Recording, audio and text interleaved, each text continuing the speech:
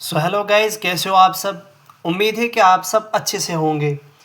तो आज का जो हमारा नया टॉपिक है that is production of X-ray. X-ray जो है वो कैसे बनती है। ठीक है, जैसे आपने पहले देखा कि डिस्कवरी हुई एक्सरे की, प्रॉपर्टीज़ आपने देखी, फिर कंपोनेंट्स देखे कि कौन कौन सी चीज़ें जो है एक्सरे बनाने में हेल्प करती हैं। तो आज हम वही देखेंगे एक्सरेज फिर बनती कैसे हैं। ठीक है, थोड़ा सा मैं रिवाइज करवाता हूँ वो चीज़ें जो हमने पीछे पढ़ी थी, क्योंकि ये इंटर रिलेटेड है विद द प्रीवियस लेक्चर। तो अगर आपको प्रीवियस लेक्चर आपने नहीं देखा होगा तो आप चैनल पे जाइए, वहाँ पे जो है आपको वो लेक्चर मिल जाएगा। और जो भी लोग चैनल पे नहीं हैं वो प्लीज़ सब्सक्राइब करें, लाइक करें, अपने अपने फ्रेंड्स के साथ भी शेयर करें। जैसे कि मैंने पिछले लेक्चर में जो है पढ़ाया था कि एक्सरेज बनती कैसे हैं। मैंने बोला था जो ये कैथोड वाला पार्ट होता है ये पावर सप्लाई के साथ क्या होता है, कनेक्टेड होता है। जो ही हम क्या करते हैं, पावर सप्लाई इसको देते हैं, कैथोड वाला जो ये फिलामेंट होता है ये हीट अप हो जाता है। ये क्या होता है, हीट हो जाता है, हीट अप हो जाता है। और उस हीट अप के दौरान क्या हो जाता है, आयंस, इलेक्ट्रॉन्स प्रोड्यूस होते हैं, जिस प्रोसेस को हमने बोला था थर्मियोनिक इमिशन। क्या बोला था हमने उसको, थर्मियोनिक इमिशन। इससे क्या होता है, अब इलेक्ट्रॉन्स जो है वो प्रोड्यूस होते हैं। अब ये इलेक्ट्रॉन्स क्या करते हैं, ये इलेक्ट्रॉन्स जाते हैं टुवर्ड्स द एनोड, और क्या करते हैं, एनोड के इस वाले स्पॉट पे जो है टकराते हैं और बाहर हमारे पास एक्सरेज आती हैं। यही चीज़ें हम पूरा एक्सप्लेनेशन में आज देखेंगे कि एक्चुअल में हमारे पास होता क्या है। ठीक है, तो चलते हैं हम आगे कि एक्सरेज अब बनती कैसे हैं। ठीक है, जैसे एक्सरेज अभी बनती कैसे हैं, जो ही यहाँ से क्या होंगे, हाई स्पीड इलेक्ट्रॉन्स आएंगे। ये जो इलेक्ट्रॉन्स आते हैं ये बहुत ही हाई स्पीड से आते हैं, हाई स्पीड के साथ आएंगे और यहाँ पे टकराएंगे। जो ही ये क्या करेंगे, स्ट्राइक करेंगे एनोड पे। ठीक है, एनोड पे जब ये स्ट्राइक करेंगे तो हमारे पास क्या है, एक्सरेज जो है वो प्रोड्यूस हो जाएंगी। अभी इसमें हम बहुत सारे स्टेप्स देखेंगे कि होता कैसे है, और आप एग्ज़ाम में भी बिल्कुल ऐसे लिखेंगे। ये बहुत ही अच्छा मेथड है एग्ज़ाम में अच्छे नंबर लाने के लिए। और ऐसे अगर आप लिखोगे तो आपके पास शॉर्ट नोट्स भी आएंगे, तो आपको अगर कॉम्पिटिटिव एग्ज़ाम्स के लिए पढ़ना है तो आपको क्या है, वहाँ पे भी रिवीजन फास्ट हो जाएगा। ठीक है, तो सबसे पहला वाला स्टेप जो यहाँ पे है that is electron generation. Means कि सबसे पहले हमें क्या करना है, इलेक्ट्रॉन्स को जनरेट करवाना है। वो हम कहाँ से करवाएंगे, जैसे कि पावर सप्लाई पीछे से आया था, वो पावर सप्लाई कहाँ से, ट्रांसफार्मर से आएगा। ट्रांसफार्मर भी एक लेक्चर आपको मिलेगा यूट्यूब चैनल पे। ठीक है, वहाँ से आप जो है ट्रांसफार्मर भी पढ़ेंगे कि ट्रांसफार्मर से बाद में क्या होगा, यहाँ से पावर सप्लाई जो है इसको मिलेगी। अभी पावर सप्लाई जो ही मिली, यहाँ से क्या हो, इलेक्ट्रॉन्स प्रोड्यूस हुए, और यहाँ से जो इलेक्ट्रॉन्स ये प्रोड्यूस होते हैं ये हाई केवीपी से प्रोड्यूस होते हैं। मीन्स यहाँ से हाई केवीपी हम लगाते हैं। KVP means kilo volt peak. क्या, किलो वोल्ट पीक। इससे क्या होता है, इलेक्ट्रॉन्स यहाँ से यहाँ की तरफ निकलते हैं। अब क्या है, इलेक्ट्रॉन्स कैथोड के फिलामेंट से जो है निकलते हैं, और उस प्रोसेस को क्या बोलते हैं, थर्मियोनिक इमिशन। तो गाइज अभी अजान हो रही थी तो लेक्चर बंद करना पड़ा। ठीक है, तो हम अभी जो है इलेक्ट्रॉन जनरेशन पे चल रहे थे कि इलेक्ट्रॉन जनरेशन होता क्या है। ठीक है, तो इलेक्ट्रॉन जनरेशन में क्या होता है, इलेक्ट्रॉन्स जो है प्रोड्यूस हो गए, जैसे आपने देखा। तो वो क्या है, कैथोड की तरफ जाते हैं। कैथोड में जो फिलामेंट होता है वो हीट अप हो जाता है। ये क्या हो जाता है, यहाँ पे हीट अप हो जाता है, और यहाँ से क्या हो जाता है, थर्मियोनिक इमिशन होता है। थर्मियोनिक इमिशन प्रोसेस जो है उसमें क्या होता है, इलेक्ट्रॉन्स जो है प्रोड्यूस होते हैं। अब ये इलेक्ट्रॉन्स जो है टुवर्ड्स द इलेक्ट्रोड, ये जो एनोड हमारे पास है उसकी तरफ दौड़ते हैं, उसकी तरफ जो है चलते हैं। अभी यहाँ पे क्या होता है, दूसरा स्टेप जो है एक्सेलरेशन ऑफ इलेक्ट्रॉन। इलेक्ट्रॉन्स को क्या करना है, एक्सेलरेट करना है। मीन्स कि उनकी एनर्जी को ज़्यादा से ज़्यादा बढ़ाना है अभी, और उसके लिए काम कौन करता है, हाई वोल्टेज जो हमारे पास केवीपी होता है, किलो वोल्टेज पीक। ये जो है हम ये क्या करवाता है, ये क्या करवाता है, ये जो है इलेक्ट्रॉन्स को, पॉजिटिव मीन्स कैथोड से एनोड की तरफ जो है इलेक्ट्रॉन्स को क्या करता है, एक्सेलरेट करता है। और यहाँ पे इलेक्ट्रॉन्स जो है फिर कहाँ की तरफ, एनोड पर पहुंच जाते हैं और उसके साथ टकराते हैं, स्ट्राइक करते हैं। ठीक है, तीसरा स्टेप हमारे पास है इंटरेक्शन विद टारगेट। अब क्या होता है, ये जो हमारे पास इलेक्ट्रॉन्स हैं ये इंटरेक्ट करेंगे टारगेट के साथ। टारगेट हमारे पास क्या है, टंगस्टन।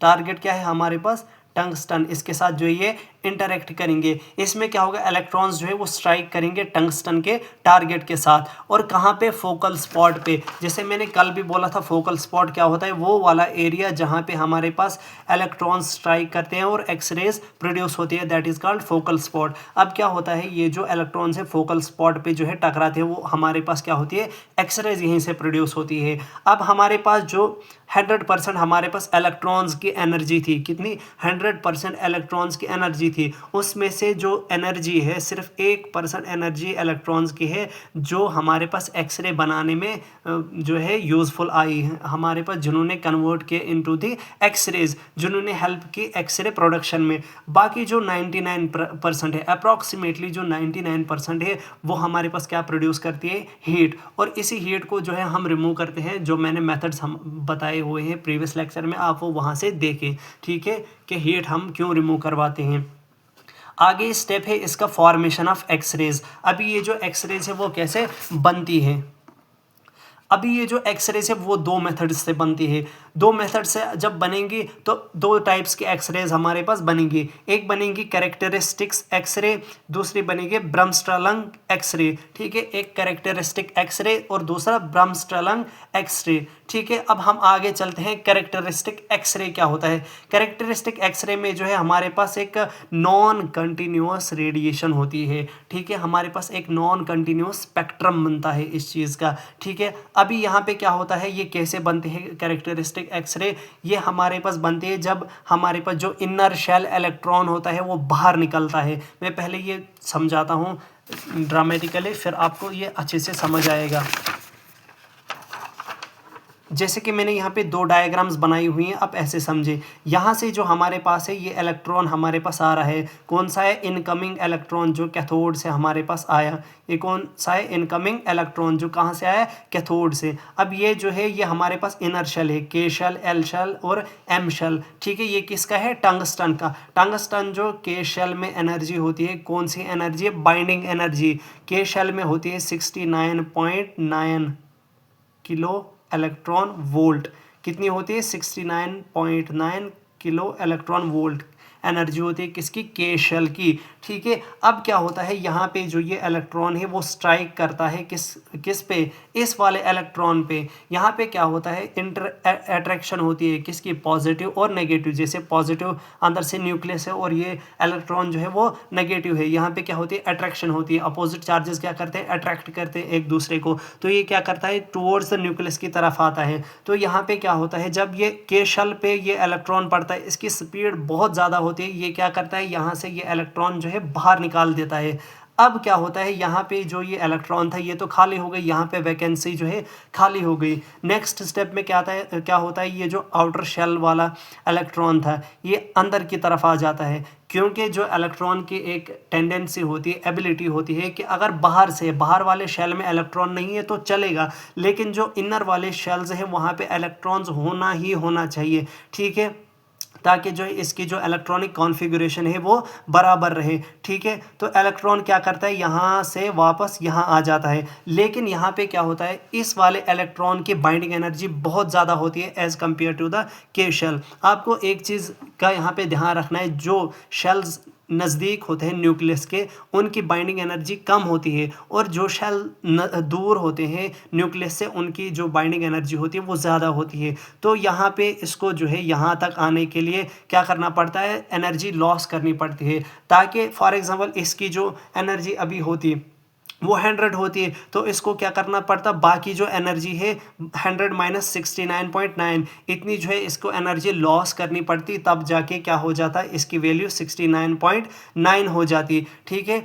तो इतनी जो ये एनर्जी लॉस करता है, वही लॉस ऑफ एनर्जी जो हमारे पास है वो बनाता है हमारे पास एक्स रेज, उन्हीं को बोलते हैं कैरेक्टरिस्टिक एक्स रेज। वही मैं फिर से यहाँ पे बताता हूँ कि इनर शेल पे क्या हो गया, इलेक्ट्रॉन जो है बाहर से इनकमिंग इलेक्ट्रॉन ने क्या किया, अटैक किया कहाँ पे, इनर शेल पे, और वहाँ से क्या हो गया, इलेक्ट्रॉन निकल गया। अब यहाँ पे जैसे मैंने बोला इनकमिंग इलेक्ट्रॉन्स की वजह से हुआ, अब क्या होता है, आउटर शेल वाला इलेक्ट्रॉन जो है वो क्या करता है, फिल करता है इनर शेल वाले जो वैकेंसी हो गई, और वो क्या करता है, अगर उसको अंदर आना है वो क्या करता है, लूज़ करता है अपनी एनर्जी को, और जो एनर्जी लूज़ करता है वही क्या लूज करता है, वही बनाता है हमारे पास कैरेक्टरिस्टिक एक्स रेज। और इनर शेल हमारे पास कौन सा होता है, के शेल। ठीक है, यहाँ पे मैंने बोला है एक चीज़ लिखा हुआ है बाइंडिंग एनर्जी। बाइंडिंग एनर्जी जैसे मैंने बोला कि एक ऐसी एनर्जी जिससे क्या होता है, जो इलेक्ट्रॉन्स हैं वो न्यूक्लियस की तरफ अट्रैक्ट रहते हैं। ठीक है, मैंने बोला के शेल के लिए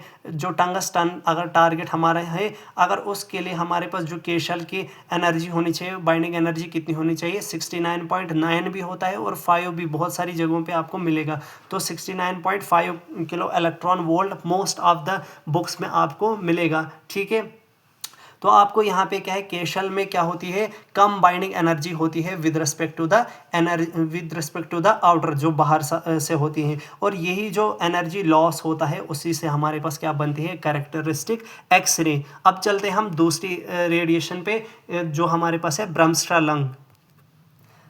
अब आते हैं हम नेक्स्ट वाले रेडिएशन पे, दैट इज ब्रह्मस्ट्रा-लंग रेडिएशन। इस वाली रेडिएशन का एक और नाम है जो कॉम्पिटिटिव एग्जाम में आपसे पूछा जाता है, दैट इज कि ब्रेकिंग रेडिएशन किसका दूसरा नाम है। तो ब्रेकिंग रेडिएशन जो हमारे पास है दैट इज ब्रह्मस्ट्रा-लंग रेडिएशन। जैसे आपने देखा था ये जो कैरेक्टरिस्टिक एक्सरे में है वहाँ पे बनता था नॉन कंटिन्यूअस स्पेक्ट्रम, और यहाँ पे क्या बनता है, एक कंटिन्यूअस स्पेक्ट्रम होता है। जो रेडिएशंस हमारे पास होता है उनका जाल जो होता है, जाल जो जैसा होता है, जो ब्रेकिंग रेडिएशंस होती है उनका जो है कंटिन्यूअस बनता है, और जो हमारे पास कैरेक्टरिस्टिक्स है उनका नॉन कंटिन्यूअस बनता है। आपको एक और चीज़ याद रखनी जो आपको एग्जाम में पूछी जाएंगी, दैट इज़ जो ब्रह्मस्ट्रा-लंग है ये मोस्ट रेडिएशंस होती है। मीन्स के अगर 100% हमारे पास रेडिएशंस बनेंगी, 100 में से हमारे पास 90 to 95% जो हमारे पास है वो बनेंगे ब्रह्मस्ट्रा-लंग रेडिएशन, और बाकी जो 10% या 5% वो बनेंगी कैरेक्टरिस्टिक रेडिएशंस। अभी ये कैसे प्रोड्यूस होती हैं मैं फिर से डायग्रामेटिकली आपको समझाता हूँ, उससे आपको ज़्यादा अच्छे से समझ आएगा। इसमें क्या होता है कि ये जो हमारे पास टारगेट होता है, इसमें मैंने बोला इलेक्ट्रॉन्स है और अंदर से क्या है, पॉजिटिवली चार्ज्ड न्यूक्लियस। यहाँ से क्या हो गया, हमारे पास इनकमिंग इलेक्ट्रॉन आया। ये क्या है, जो कैथोड से हमारे पास इलेक्ट्रॉन आया। ठीक है, अब ये क्या करता है, ये गुजरता है टारगेट के नज़दीक से। यहाँ पे क्या करता है, इसको टारगेट जो है अट्रैक्ट करता है अपनी तरफ। मैंने बोला था पॉजिटिव और नेगेटिव क्या करेंगे, आपस में अट्रैक्शन शो करेंगी। अब ये जो इलेक्ट्रॉन्स है ये क्या करेंगी, ये जो है अंदर, जैसे कि इनको ऐसे जाना चाहिए था, लेकिन इसको क्या करता है, ये जो पॉजिटिवली चार्ज न्यूक्लियस है अपनी तरफ जो है अट्रैक्ट करता है, जिसकी वजह से क्या होता है, ये अपने पाथ से डिफ्लेक्ट हो जाता है। जैसे अगर इसको इधर जाना चाहिए था, ये क्या जा रहा है, अब ऊपर की तरफ जा रहा है। अब यहाँ पे जब ये डिफ्लेक्ट हो गया, इस टाइम पे क्या होता है, यहाँ पे रेडिएशन एनर्जी निकलती है। ठीक है, जब भी हमारे पास कोई चीज़ कहीं हिट हो जाती है, कुछ भी हो जाता है, तो यहाँ पे जब भी ये डिफ्लेक्ट होगा अपने पाथ से, तो यहाँ पे क्या होता है, एनर्जी जो है लूज़ होती है। यही जो एनर्जी लूज़ होती है दैट इज़ ब्रह्मस्ट्रा-लंग एक्स रेज। फिर से मैं एक बार ये चीज़ एक्सप्लेन करता हूँ कि यहाँ से जो है एक्सरे आई थी, एक्सरे को जाना चाहिए था स्ट्रेट पाथ में, जैसे कि आपने पढ़ा स्ट्रेट पाथ में जो इलेक्ट्रॉन्स है वो स्ट्रेट पाथ में जाने चाहिए थे, लेकिन इधर जो न्यूक्लियस है वो इसने क्या किया, इसको अट्रैक्ट किया। यहाँ पे क्या है, एक अट्रैक्शन, इधर फोर्स ऑफ अट्रैक्शन हो गई इन दोनों के बीच में, जिसकी वजह से इसने क्या, इसको अपनी तरफ खींचा, और अपनी तरफ जब खींचा तो इसकी एनर्जी जो है लूज़ हो गई। यहाँ पे जो लूज ऑफ एनर्जी है वही यहाँ पे एनर्जी यूज़ हो गई किसमें, ब्रह्मस्ट्रा-लंग एक्सरेज बनाने में।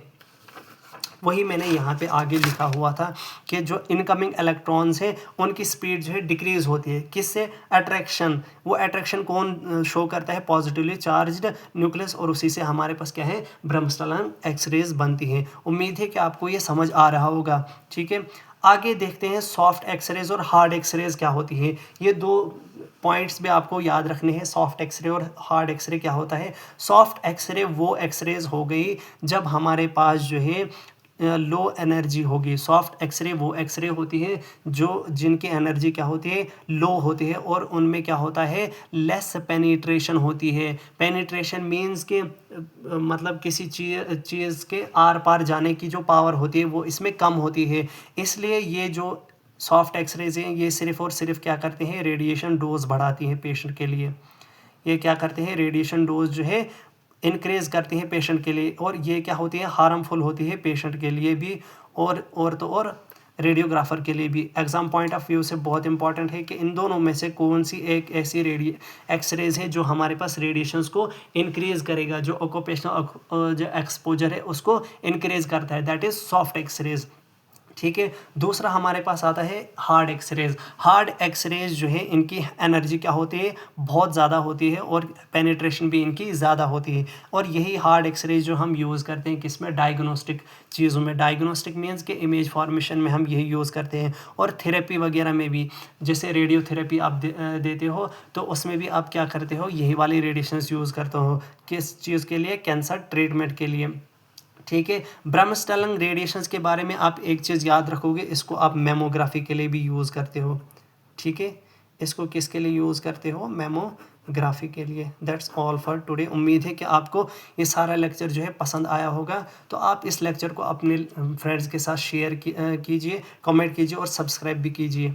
Thank you. उम्मीद है कि आपको ये सारा लेक्चर जो है पसंद आया होगा। तो आप इस लेक्चर को अपने फ्रेंड्स के साथ शेयर कीजिए, कमेंट कीजिए और सब्सक्राइब भी कीजिए। Thank you.